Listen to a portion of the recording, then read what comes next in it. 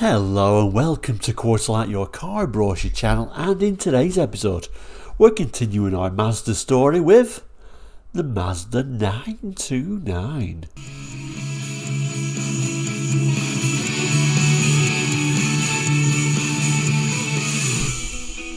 Hello and welcome back. Now, Quarterlight, you may be new to the show. We're a very tiny little YouTube channel, kind of like a niche segment really in YouTube. So I'm not sure how you found us. Maybe jot that in the comments how you did find us. But we talk about car brochures really, like this one for the Mazda 929, and there's lots and lots of shows. And in fact, anyone who's been a subscriber for a while, let me know how you found the channel, because like I say, we're only very tiny really, and it's a very niche subject, but we look at cars, brochures. Really, it's all about the memories and looking back at cars gone by. We tend to look at the 1960s, the 1970s, the 1980s and the 1990s, although we've been known to go out of that remit as well. So if you think that might interest you, please do consider subscribing, because even though we're a tiny channel, a few more subscribers would certainly help us grow for sure and give you better content at the end of the day. Anyway, back to today's episode. Over the last few weeks, we've been looking at Mazdas in the 70s. And this is going to be the final episode of this sort of like little tiny series really. We're up to the final model, the 929. Don't worry if you missed any of these Mazda models. I'll do a link at the end of the programme. So what I think we should do, throw that brochure on the board and let's have a little bit of a talk about it. So in this particular episode, like I said, the Mazda 929, which came with a 1769cc engine here in the UK. This is a UK brochure, although we don't always do UK brochures. We do, I've got brochures from around the world, so we do tend to look at other countries as well. There is the variation, little pictures of the three models we're going to look at. So there's a saloon, a coupe and an estate. I must admit, I don't really remember these larger Mazdas too well. I don't think they were a particularly huge seller in the UK, but as with all these Mazdas brochures we've been looking at from the 70s, I think the brochures themselves are really high quality brochures actually for what would have been quite a low volume seller. Now this particular brochure is dated March 1976, although it looks like it's been reprinted in April 1977, so that gives you an idea of the period that we're looking at today. So let's turn the brochure around and look at the first page. So we turn to the first page and it shows the three models on offer: saloon, coupe and estate. We've got a few sort of nice images and one image at speed over here somewhere, and then of course right down at the bottom there we have got the text. So we'll read the text first and then we'll cast the camera over these lovely images. I particularly like the look of that coupe actually.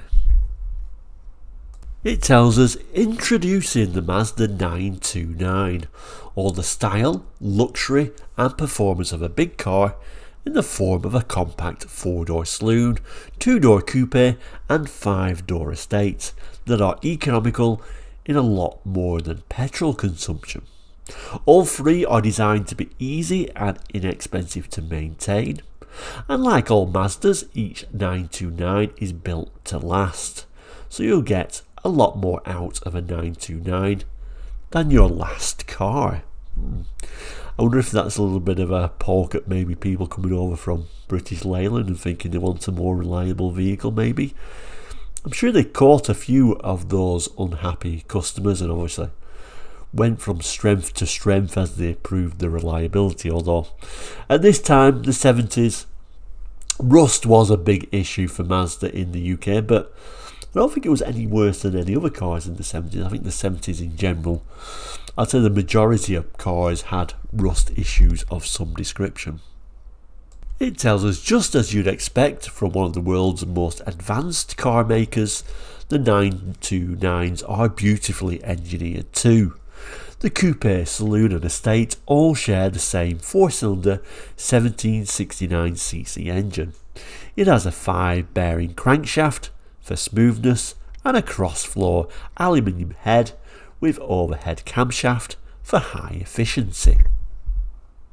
Along with a potential top speed far above the legal limit, the 929 offers the economy of 2-star fuel and a very healthy MPG figure. Let's get my first least favourite image out of the way for this brochure, showing a vehicle at speed. Brochures like doing this. I'm not a huge fan personally, so let's move on. Here is the front end of the 929. Looking back at it now, actually, I think it's quite a nice front end with that sort of bright work and that lovely big chrome bumper on there. Doesn't look bad at all. Those twin headlights almost, maybe it's just me, almost reminds me a little bit of Mercedes actually, but at the time I don't think I really even noticed these. I think possibly they was a little bit bland in some ways, but now looking back I think they're actually a great looking car.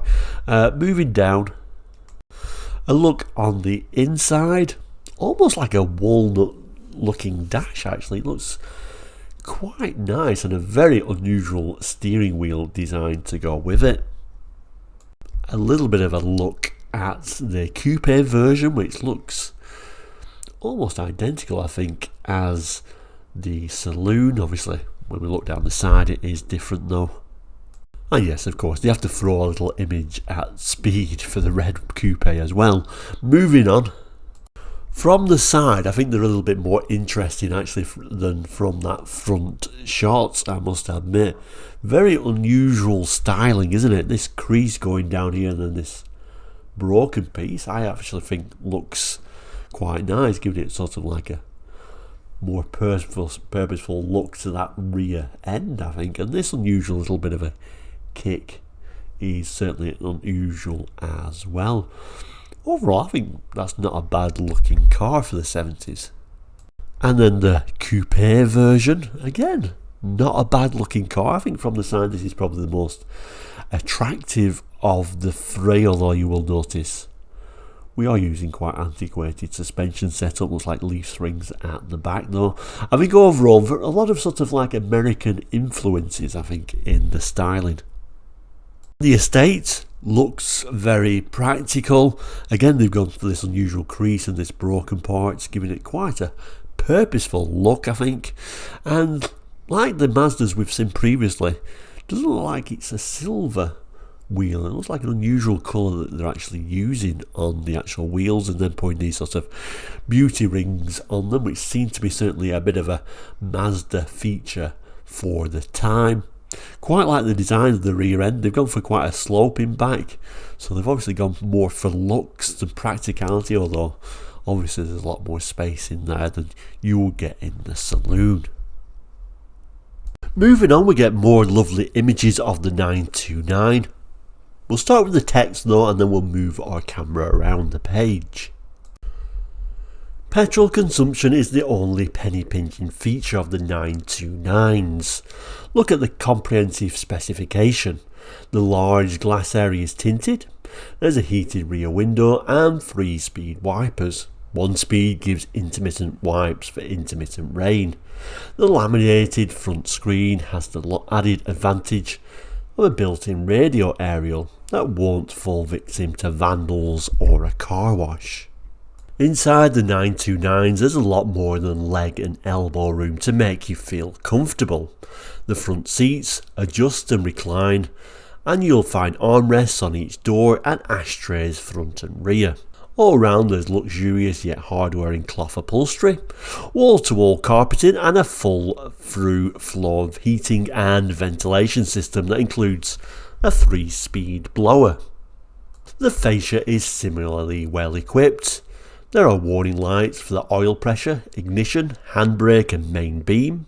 Instruments include an ammeter, a water temperature gauge and an electric clock, all of which share variable lighting.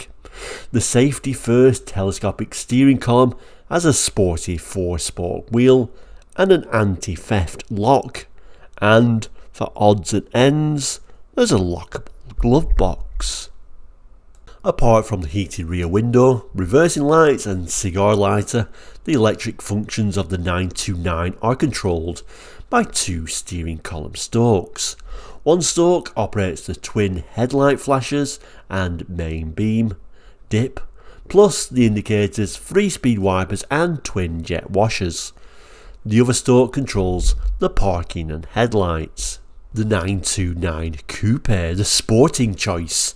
If you opt for the 929 Coupe, you get a lot that's even more attractive inside and out. Underneath its gently sloping roof lies a GT car interior with added attractions of built-in front headrests and a more comprehensive dashboard that includes a rev counter and curves in front of the driver in true aircraft style. So certainly the Coupe, if you didn't mind just having a two-door vehicle, was the one to get, because not only did it look nicer, it had more equipment with it as well. Images, yeah, we're getting more vehicle at speed pictures. The rear of the Coupe, very unusual rear look, very Japanese style though, isn't it, with those square looking lights and this grey area at the back, very unusual. We've also got a little bit of a picture showing like a 2-position door. The interior, this is an automatic and no rev counter, so it must be the saloon, I am assuming, so a lower spec model, and of course no wood in there either. Look at the interior of the saloon though, them seats are lovely. Sadly they didn't put headrests on these ones, but they're very unusual seats, aren't they? More vehicle at speed pictures. Another rather lovely look at this red Coupe. And then the saloon. But let's turn the page and see what more this brochure has to offer. As we turn the page, we're greeted with more really lovely images of the 929. Overall, like I say, these Mazda brochures in the 70s were really high quality with far superior, cleaner images of the cars than a lot of the other brochures from much bigger manufacturers. We'll start by reading the text here. We'll cast our eye over these images, and then the final sort of section is kind of like talking about Mazda as a whole. The 929s, all three are driving pleasure. All three 929s are easy to handle. The steering is very precise. It turns the car in a circle of less than 38 feet, and the dual circuit brakes incorporate front discs and a servo for sure safe stops. For added safety, there's an overtaking mirror on the door, plus hazard warning flashes all round. The 4-speed all synchromesh gearbox is slick to change. There's the option of an automatic transmission on the saloon and estate if you want to make things even easier for yourself. While the tuned suspension system plus wide low profile tyres give sure-footed road holding and an excellent ride whatever the road and weather conditions. And it moves on to the estate as promised. The 929 estate, it offers the advantage of additional space. The Mazda 929 estate is the ideal car for people who find the saloon's spacious boot a little too restricting. 5 up, it gives you a load area 3'6" long to work or play with. 2 up, you have a platform that stretches 6'6" in all. To help you get away with things easily, the deep, wide tailgate swings up out of the way and provides a loading height that lies low above the ground. So the end of the state, remind us that really all the front ends are the same, whichever model you get. We even get a estate vehicle or station wagon if you prefer going at speed. The rear end though I think is really quite nice. I love the styling actually of the rear of this estate. I'm sure a very rare car today. No rear wash white, but this is the 70s I guess. That's okay, we'll forget about that. But I do like the lights and how they're designed and the reversing lights in this unusual sort of section here. I do think that's a very unusual rear end design. At speed, and then images of what the estate really is all about. It's quite a nice load area actually, and there's really not much sort of wheel intrusion, which is unusual in the 70s. Quite a well thought out rear section, and then you know, an image with the rear seat up or rear seat folded down. Of course, not a split fold, but this full drop-in seat was much more common at this time. And then we get one more image of the tailgate lifted. At the bottom it says, obviously this brochure can only tell part of the 929 story. Your local Mazda dealer will be pleased to demonstrate the rest. I'm sure it'd be very confused if you went there today, sadly. Now, the brochure moves on to more sort of general Mazda information. So it starts by telling us Mazdas are really built to last. At most car factories, testing is a routine matter. At Mazda, it's an obsession. From the moment it starts life as a prototype to the moment it's dispatched to you, your Mazda is subjected to an almost endless series of rigorous, painstaking checks. It starts in our design and development unit, where we use advanced equipment like a computerized structural analysis system to help us evaluate new body and chassis designs for safety and durability. Later, developments reached the Mazda test track for a punishing sequence of torture tests. Under strict test conditions, we roll them, smash them into brick walls and drive them through a cloud of dust. We give the suspension a rough time, race the engine and skid and slide them. And then we evaluate them to ensure that each new Mazda model will take the roughest treatment that you could give it for mile after mile. We ensure that every single Mazda is tested in production too. There are some 700 inspection stations throughout the factory. Some test incoming materials and components, others are on the final assembly lines, where over 2,000 checks are carried out on the suspension, steering, fuel lines, gears and instruments, even the cigarette lighter. That's why we say Mazdas are built to last. And then that kind of ends with this rather interesting shot of the production line. So here is the back page, and of course all the specifications and a few images as well. We'll start with the specifications though, and then we'll cast our eye over some of these images we would have seen already, and an image of the engine bay. Now, I'm not going to read everything word for word, but I'll certainly cast my camera over everything, so if you do see something you want to look at, like the dimensions for example, you can pause this screen at any time. But I'm going to move down to the engine, where it tells us it's a water-cooled 4-cylinder inline OHC 1769cc using regular 2-star fuel.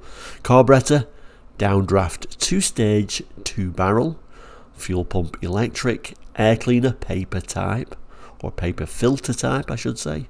Moving down to the transmission. So we get 4 forward speed, all synchromesh and a reverse of course, and it's even giving the ratios for the gears as well. It's a floor change, and the suspension, the steering is recirculating ball and nut. Suspension, front strut type with coil springs, rear semi-elliptical leaf springs, shock absorbers front, double acting hydraulic shock absorbers rear, gas filled double acting hydraulic axle rear, semi-floating, brakes, foot brake front, disc rear drum, and then gives you some sizes there for the tyres. It then tells you the Mazda 929 two-door coupe is the same specifications because we're using the same engine and gearbox of course, although the dimensions are slightly different. Same thing with the 929 5-door estate as well. It then tells us, the saloon estate, as we found out earlier, could be had with an automatic instead of a manual if you wanted, and that came with a 3 forward speed and a reverse. Shows the gear ratios there as well. Also tells us that is also floor change. Then we get to the standard equipment. The Mazda 929 4-door saloon and 5-door estate. We get a comprehensive fascia, speedometer, trip meter, fuel gauge, temperature gauge, ammeter, panel light rheostat, lockable glove box, clock, heater, 3-speed fan, through floor ventilation, cigarette lighter, interior ventilation, ashtray front and rear, 5 function lever switch, wipers, washers, indicators, main beam dip, headlamp flasher, carpets, cloth upholstery, reclining front seats, fore and aft seat adjustment, twin sun visors, armrests on all doors, 2-speed wipers, 5-second delay wipers, twin jet washers, hazard warning flashers, reversing lights, locking petrol cap, radial ply tyres, overhead cam engine, front disc brakes, dual circuit brake system, brake servo, chrome ring wheel trims, tinted glass, door mounted rear view mirror, front suspension, struts with coil springs, double acting shock absorbers, anti-roll bar, heated rear window, laminated windscreen, radio, aerial built into screen, bonded window moulding front and rear, toolkit, and we even get touch-up paint. Now moving down, it does tell us the Coupe version gets some little extras such as a rev counter and front seat headrest, which is unusual. I would have thought the other models would have at least had the headrests as well.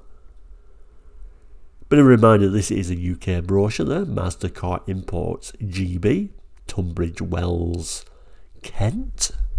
And then if I just swing the camera over, if you don't mind, this is normally where your Mazda dealer would stamp it. This one hasn't been stamped. And of course, a reminder of that date. So accurate at date of going to press, March 76, reprinted April 77, Mazda Car Imports GB Limited. So I almost did actually forget the images that I promised to show you, although these are images that we've actually seen already on the brochure, but these Mazda brochures at the time like to repeat them on the back specification page. The only image we haven't seen so far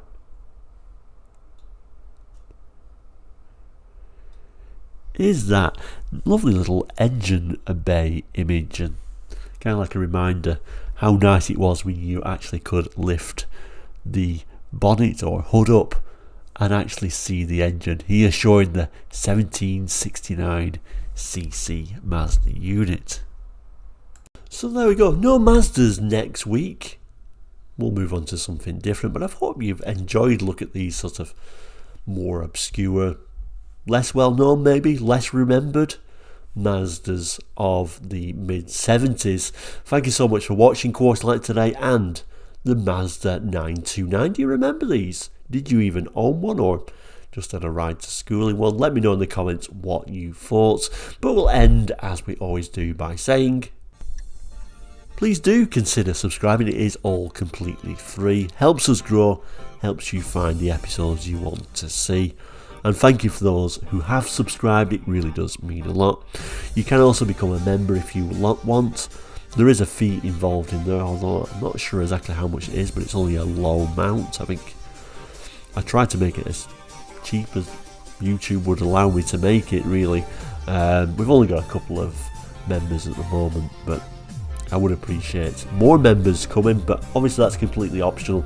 I do appreciate you, whether you become a member or not, a subscriber, watching this video, liking this video. It all helps immensely. So thank you so much for all those who have actually done that.